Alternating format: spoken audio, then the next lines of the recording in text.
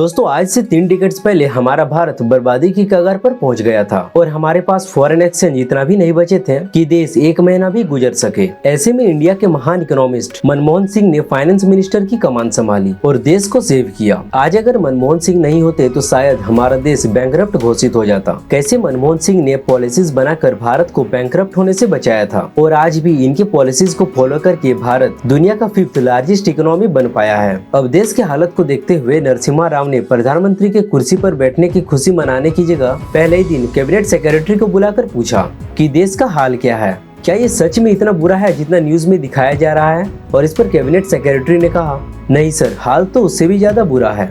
Actually हमारे पास सिर्फ इतना ही फॉरेन एक्सचेंज बचा हुआ था जिससे कि हम अगले 3 हफ्ते तक इंपोर्ट कर पाएं और अभी भी कोई बड़े स्टेप्स नहीं लिए जाते हैं तो देश को बैंकरप्ट घोषित करना पड़ सकता है। ये सब सुनने के बाद नरसिम्हा राव तुरंत एक्शन में आ गए।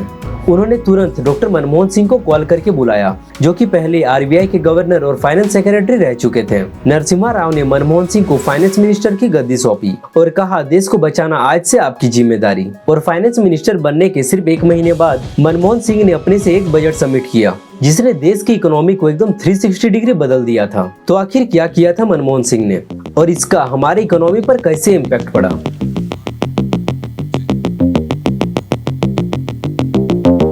देखिए, सबसे पहले तो लाइसेंस राज को खत्म कर दिया गया और कंपनीज पर जो लिमिटेड प्रोडक्शन का रेस्ट्रिक्शन लगाया गया था उसे भी हटा दिया गया।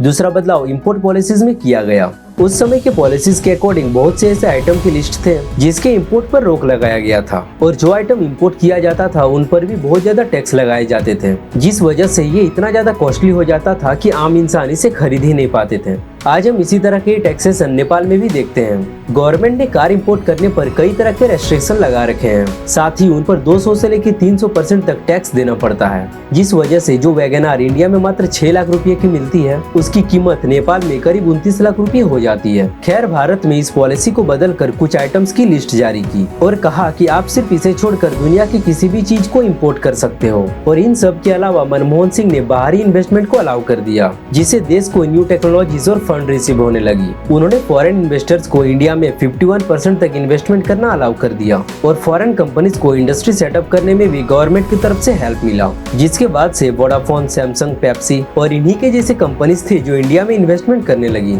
इन सब चीजों से कुछ ही सालों में ग्लोबलाइजेशन की वजह से भारत का ग्रोथ रेट 4.3% से बढ़कर 8% तक पहुंच गया। टेलीकॉम सेक्टर्स में नई नई कंपनीज ने सर्विसेज देना शुरू कर दिया। नई टेक्नोलॉजीज वाला मोबाइल फोन मार्केट में आ गए और जहां हम टीवी चैनल के नाम पर सिर्फ दूरदर्शन देखा करते थे, वहीं सोनी, जी और स्टार प्लस की एंट्री हुई। यही वजह है कि मनमोहन सिंह को भारत में इकोनॉमिक लिबरलाइजेशन और इकोनॉमिक रिफॉर्म्स का जनक कहा जाता है।